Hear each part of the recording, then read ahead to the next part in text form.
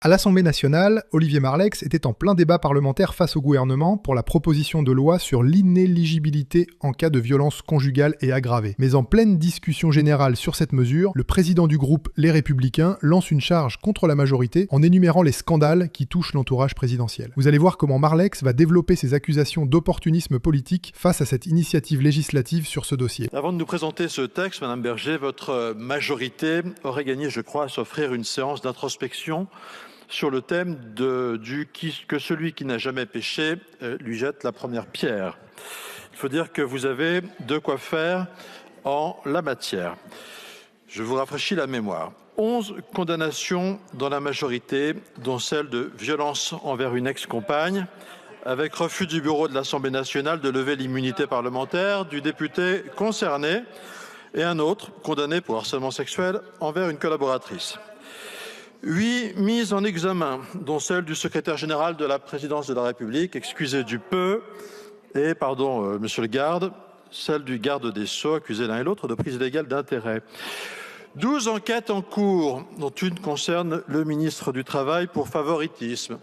13, et oui, 13, mises en examen pour un seul homme, champion de France, toute catégorie, du nombre de mises en examen, accusé notamment de fraude fiscale, emploi fictif, financement illicite de dépenses électorales, cet homme qui n'est autre que le conseiller politique du président de la République.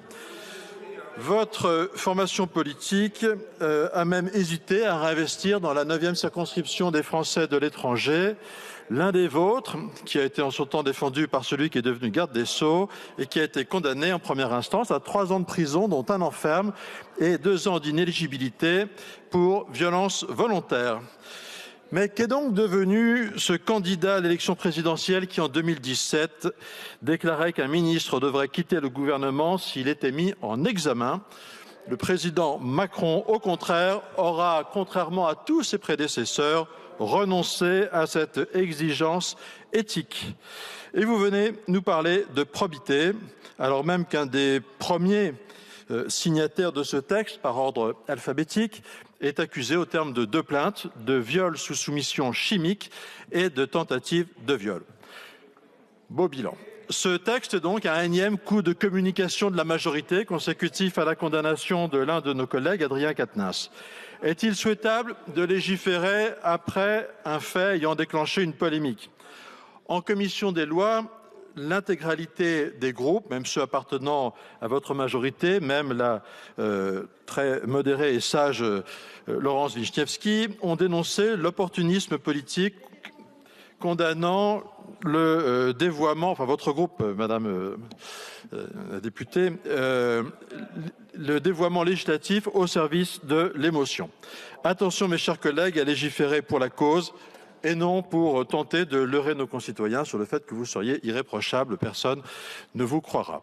Sur le fond, par cette proposition de loi, vous souhaitez étendre la peine complémentaire obligatoire d'inéligibilité aux violences aggravées, c'est-à-dire aux violences commises notamment sur un mineur de moins de 15 ans, sur une personne vulnérable ou sur le conjoint, dès lors que cette violence a entraîné une incapacité de travail inférieure ou égale à 8 jours. Elle complète donc une liste de délits déjà très longue et se borne à rendre obligatoire ce qui était facultatif. Je rappelle d'ailleurs que dans l'affaire en question, le juge aurait déjà pu prononcer l'inéligibilité de notre collègue en toute indépendance. Il a estimé ne pas devoir le faire.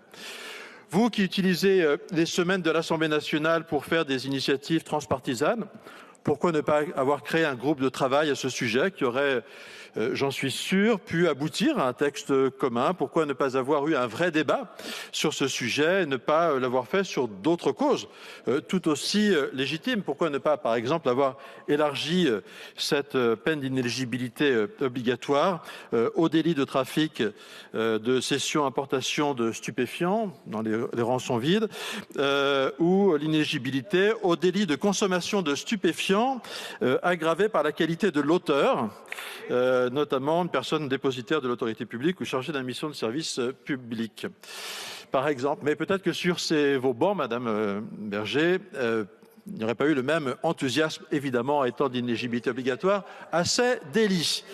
Mais je crois, mes chers collègues de la majorité, qu'il ne faut pas trop jouer avec l'actualité sous peine de se discréditer. Au groupe des Républicains, nous sommes tous convaincus qu'il faut lutter évidemment contre toute forme de violence, renforcer cette exigence de probité et d'exemplarité des élus, qui, j'en suis profondément convaincu, est un préalable à la restauration de la confiance dans la vie politique et la vie publique en général. Et c'est la raison pour laquelle, si nous regrettons l'opportunisme de ce texte, le groupe des Républicains ne s'y opposera pas.